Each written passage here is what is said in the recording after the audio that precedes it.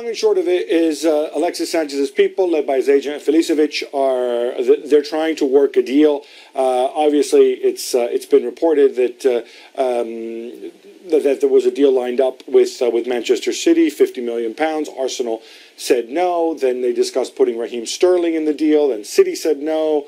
The thinking in London, the rumor was that at 70 million, this deal gets done. There's very little time to do it, but all the paperwork in terms of mandates and things like that has already been signed and is ready from Alexis Sanchez's camp. Of course, he kicks off for Chile against Paraguay half an hour after the transfer window closes on Thursday, so that should be interesting too. But it's a question of whether the two sides can agree terms, and it's a question also, I think, internally at City of figuring out what impact this may have on the likes of Sergio Aguero and Gabriel Jesus as well.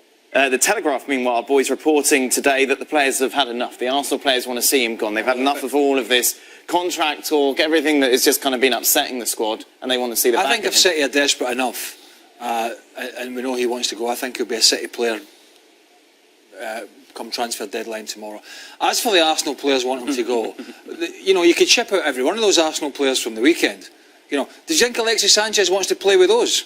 Do you? You think Alexis Sanchez wants to play with that back three? Do you think Alexis Sanchez wants to see a 50 million striker on the bench that's signed in the summer? Huh? Do you think Alexis Sanchez, and I said it before, wants to stay at a club when Arsene Wenger was taking 6 months to decide if he was going to stay or not and win the odd FA Cup? Then it's not about the other players, it's about Alexis Sanchez himself. From a player's perspective, can you understand where they're coming from at all? No.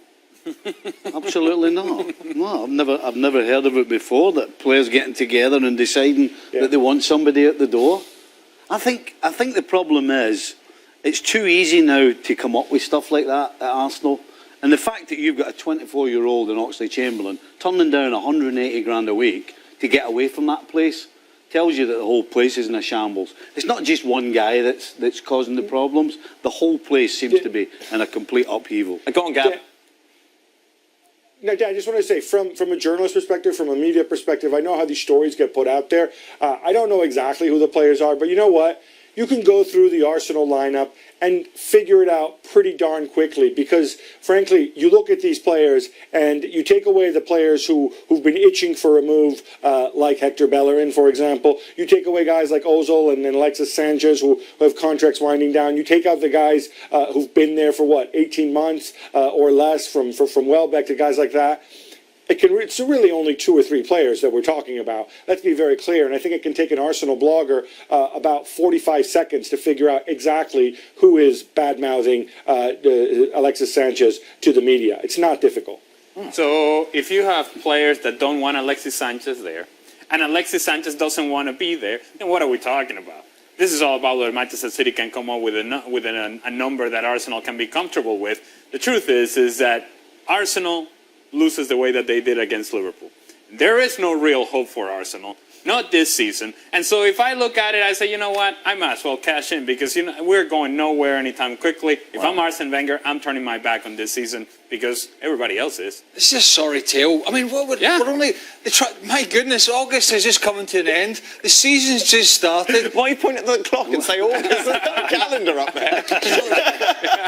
There's no date. It doesn't say 30th of August, is it? So, Arsenal fans, I mean, they should be looking forward to the transfer window to see who they can bring in, just on the off chance that actually Arsenal do still have interest in right on deadline day. But we're looking at an exodus. We're looking at stories of unhappy players. We're looking at the main man, whether he's going to go to City or not. And it's all down to one thing. The fact, and I'll keep going over it, it's down to one thing, that they didn't change the coaching setup in the summer, so therefore they're playing the same game that they play every transfer window. And it's just a horrible, horrible mess. So, Gab, can you give Arsenal any sort of positive news, Arsenal fans? Are they going to make some signings over the next 24 hours?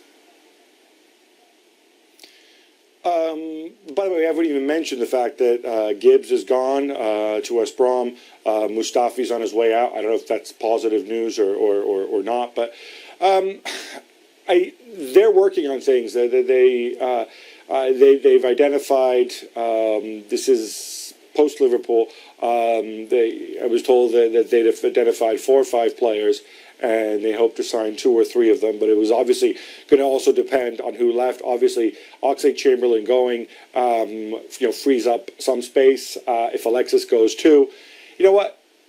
Until this crazy transfer summer, getting 40 million for a guy who wasn't starting and wasn't playing more than half the time, and who was going to become a free agent, you were going to lose for nothing in June, was not a bad deal. And if you can get north of 50 for Alexis Sanchez, given the situation with him, that's not a bad deal either. That gives you a base from which to build on. The question is, can they spend the money intelligently and get the best value from it?